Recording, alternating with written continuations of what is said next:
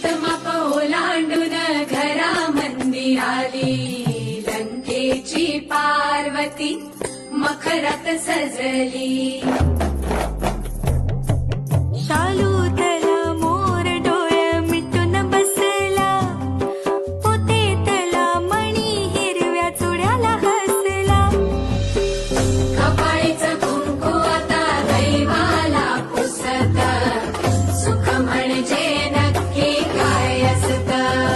हो ज्याला धनी म्हणावं तो परका राहिला, परका राहिला. त्याच्या सोबतीनं तिला चंद्र पाहिला, चंद्र पाहिला. किती सारं बोलायचं राहून गेलं, ओठावर येऊनही ओठात राहिलं.